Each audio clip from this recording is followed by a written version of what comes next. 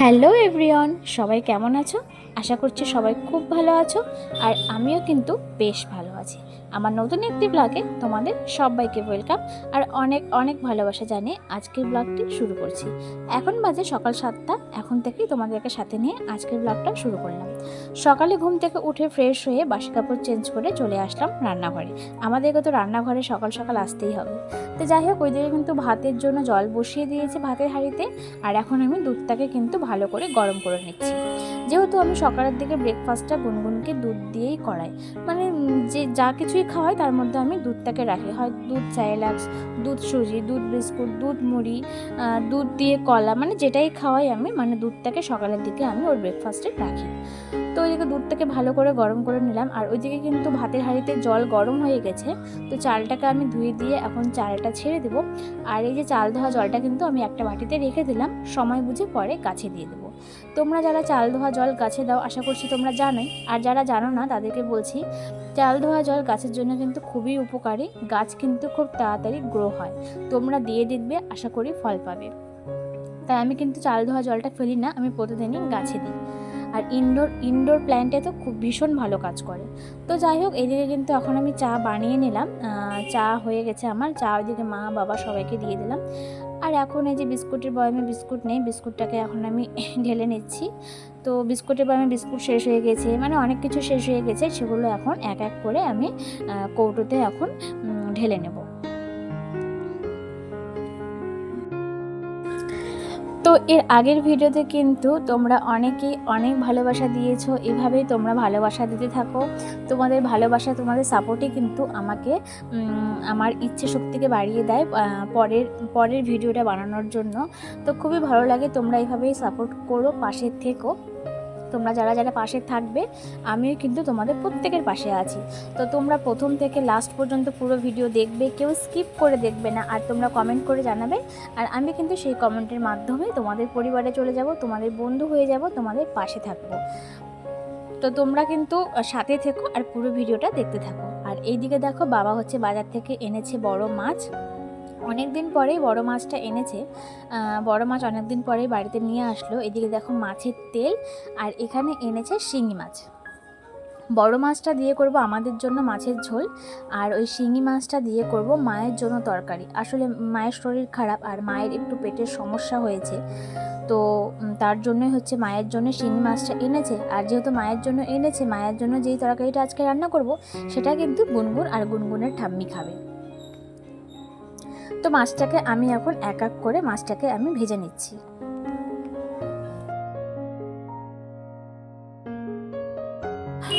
তো মা কিন্তু একদিন সারা দিন হসপিটালে ভর্তি ছিল।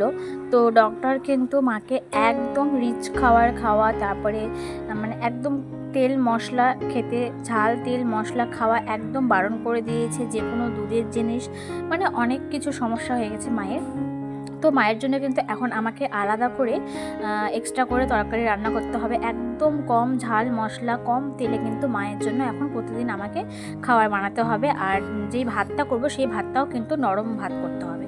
তো এদিকে দেখো, এই যে এই কাঁচাকলা, পটল, তারপরে ডাঁটা, বেগুন, এটা দিয়ে করব হচ্ছে মায়ের জন্য শিঙি মাছের ঝোল। আর ওই যে আলু দেখলে, আলু দিয়ে করব হচ্ছে আমাদের জন্য মাছের ঝোল। তো এই যে গুনগুনও ঘুম থেকে উঠে পড়েছে, এখন হচ্ছে 10টা বাজে, ও এখন ঘুম থেকে উঠলো। তো তোমাদের সাথে এখন আবার দেখা হচ্ছে, এখন হচ্ছে 12টা বাজে। আমি হচ্ছে ওইদিকে গুনগুন ঘুম থেকে ওঠার পর ফ্রেশ করি, যেহেতু 10টার দিকে ঘুম থেকে উঠেছে, তাই ওকে আজকে একটু সেদ্ধ ভাতে ঘি দিয়ে মাছ ভাজা দিয়ে খাইয়ে দিয়েছি। অনেকটাই লেট করে উঠেছে আজকে ঘুম থেকে। তো ওইদিকে ওকে খাওয়াই টাওয়াই দিয়ে স্নান টানও করিয়ে দিয়েছি। তারপরে আমি স্নান করে এখন ঠাকুর ঘরে চলে আসলাম ঠাকুর পুজো দেওয়ার জন্য। যেহেতু মায়ের শরীর খারাপ, বললাম হসপিটালে একদিন ভর্তিও ছিল, 7টা স্যালাইন গেছে, শরীরটা অনেকটাই দুর্বল হয়ে আছে। তার জন্য কিন্তু এখনও মাকে বললাম, তুমি আরও একটু সুস্থ হও, তারপরে পুজো করো। তো আমি কিন্তু দেখো স্নান করে পুজোটা দিয়ে দিলাম।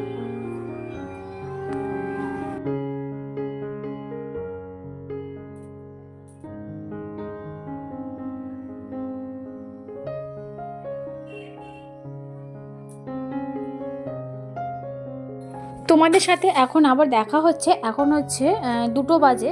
তো অনেকক্ষণ ধরেই ভাবছি ছাদে এসে কাপড়গুলো তুলে নিয়ে যাবো, সময়ই পাচ্ছিলাম না, যেহেতু একা একাই সব কিছু করতে হচ্ছে, মানে ফাঁকা সময়ই পাচ্ছিলাম না যে একটু সময় বের করে ছাদে এসে কাপড়গুলো নিয়ে যাব। আর এখন কিন্তু যা রোদ উঠে, মানে কাপড় ধুয়ে দেওয়ার আধ ঘন্টার মধ্যেই কিন্তু কাপড় চোপড় শুকিয়ে যায়। তো কাপড় চোপড় অনেকক্ষণই শুকিয়ে গেছে, এগুলো একদম মানে শুকিয়ে পাপড় হয়ে গেছে, কি বলবো। তো সেই সকালে ধুয়ে দেওয়া হয়েছে, আর এখন 2টো বাজে, আমি এখন কাপড়গুলো তুলতে এসেছি। যাই হোক, আর ছাদ দেখে বুঝতেই পারছো কতটা পরিমাণে হাওয়া হচ্ছে, বেশ সুন্দর কিন্তু হাওয়া হচ্ছে। হাওয়ার জন্য কিন্তু গরমটা, মানে গরম থাকলেও হাওয়ার জন্য কিন্তু বেশ একটু আরাম লাগছে। তো এখন আমি কাপড় চোপড়গুলো তুলে নিয়ে যাব। আর ওইদিকে কিন্তু গুনগুনকে স্নান করার সাথে সাথে ও কিন্তু ঘুমিয়ে যায়। ওকে স্নান করিয়েছি, দুপুরের খাওয়াটা খাওয়াতেই পারিনি, ও কিন্তু ঘুমিয়ে পড়েছে। তবে একটু নিশ্চিন্তে আছি, তার কারণ 10টার দিকে ওই যে একটু ভাত খাইয়েছি, তার জন্য কিন্তু একটু নিশ্চিন্তে আছি যে না, পেটে একটু ভাত পড়েছে। ওইদিকে কিন্তু মেয়ে ঘুমিয়েই আছে পাশে, আর আমি এখন ওর অনেক জামা কাপড় আছে ছোট ছোট, মানে আমাদের কি জামা কাপড় হয়, ওর মানে বেশি জামা কাপড় অগোছালো হয়, মানে এটা সেটা সারাদিনে অনেক জামা কাপড় নোংরা করে, অনেক জামা কাপড় ধুতেও হয়।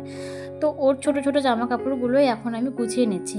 আর বড় জামা কাপড় গোছাতে না বিরক্ত লাগে না, চট করে হয়ে যায়। আর ছোটো কাপড় গোছাতে, ছোট ছোট প্যান্ট, ছোট ছোট গেঞ্জি, ছোট ছোট ফ্রক, এইগুলো গোছাতে না ভীষণ বিরক্ত লাগে, আর অনেক কিন্তু সময়ও লাগে, ছোট ছোট করে গোছাতে হয়।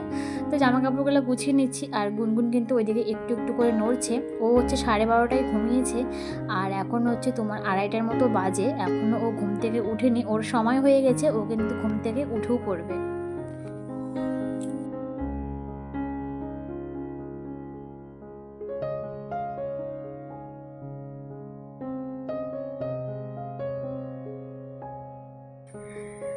তো এই যে দেখো, এখন 3টে বাজে, ও এখন আমার মহারানী ঘুম থেকে উঠলো। সেই যে 12:30টায় ঘুমিয়েছে, আর এখন 3টের দিকে ঘুম থেকে উঠলো। উঠেই তার দুষ্টুমি শুরু, উঠেই বিছানা থেকে নেমে এটা সেটা তার নাড়ানাড়ি শুরু হয়ে গেছে, ড্রয়ার খোলা, টেবিলে হাত দেওয়া, অনেক কিছু তার শুরু হয়ে গেছে দুষ্টুমি। রান্নাঘরে এসে কিন্তু আমি এখন ওর ভাতটাকে চটকে নিয়ে ওই যে শিঙি মাছ দিয়ে, কাঁচা কলা, পটল, বেগুন, মানে আলু দিয়ে পাতলা করে ঝোল করেছিলাম, সেই ঝোলটা দিয়ে কিন্তু ওকে আজকে খাইয়ে দিচ্ছি। আজকে ঠাম্মি আর নাতনির খাওয়ার কিন্তু সেম হয়ে গেছে, ঠাম্মিও আজকে বাচ্চা হয়ে গেছে। তো যাই হোক, ওকে এখন ওর ভাতটা মেখে নিয়ে ঘরে চলে আসলাম। আর ওকে দুপুরের দিকে খাবারটা কিন্তু আমাকে ঘরেই খাওয়াতে হয়, টিভিতে কার্টুন চালিয়ে দিয়ে। তো ওইদিকে টিভিতে কার্টুন হচ্ছে, দেখো কার্টুন দেখছে, আর আমি এখন ওকে খাওয়াচ্ছি। এই যে খাওয়ানো, এটা হচ্ছে সব থেকে, মানে মাদের হচ্ছে সব থেকে ধৈর্য রাখতে হয় এই সময়টাতে, এই খাওয়ানোর এই সময়টাতে খাওয়াতে যে এতটা সময় লাগে আর এতটা ধৈর্য ধরে খাওয়াতে হয়, মানে ধৈর্য না থাকলে কিন্তু খাওয়ানো একদম মানে অসম্ভব। তো যাই হোক, ওই যে খাওয়া দাওয়া কমপ্লিট হয়ে গেছে। আর এখন দেখো, এই দুপুরবেলা মেয়ে খাওয়া দাওয়া কমপ্লিট করে জেদ ধরেছে, এখন ও নিচে আসবে, নিচে এসে খেলবে। আমি ওকে কত বোঝানোর চেষ্টা করলাম, এখনও বিকেল হয়নি মা, রোদ এখনও যায়নি, আমরা একটু পরে যাব। 4টে বাজে, এখনও কিন্তু 4টের দিকে রোদ যায় না, রোদ যেতে যেতে কিন্তু 5:30 বেজেই যায়। তো দেখতে পাচ্ছ কতটা রোদ, ও এখন বাইরে দাঁড়িয়ে দাঁড়িয়ে এখন গাড়ি ঘোড়া দেখবে, টোটো দেখবে, ও এখন খেলবে। তো বাইরে কিছুক্ষণ দাঁড়িয়ে থাকলো, তারপরে ওকে বাড়ির উঠোনে নিয়ে এসে, যে আমাদের কালী মন্দিরের সামনে বারান্দায় ওকে নিয়ে বসলাম। গরমে একদম ঘেমে ওও ঝোল হয়ে গেছে, আমিও ঝোল হয়ে গেছি। তো এই যে এখন একটু বসে আছি। তো তারপরে এই যে রুমে চলে এসেছি, আরও এখন ঠাম্মির ঘরে বসে বসে কিন্তু কলা খাচ্ছে। তো যাই হোক, আজকে ব্লগটা এখানেই শেষ করব। তোমাদের কেমন লাগলো তোমরা সবাই অবশ্যই কমেন্ট করে জানাবে। ভালো লেগে থাকলে চ্যানেলটা সাবস্ক্রাইব করে সবাই পাশে থাকো, আর সবাই কমেন্ট করো, আমি কিন্তু সেই কমেন্টের মাধ্যমে তোমাদের পরিবারে চলে যাব, তোমাদের বন্ধু হওয়ার জন্য, তোমাদের পাশে থাকার জন্য। তাহলে আজকের মতো টাটা, দেখা হবে আবার নেক্সট ব্লগে। ততক্ষণে সবাই সুস্থ থেকো আর ভালো থেকো।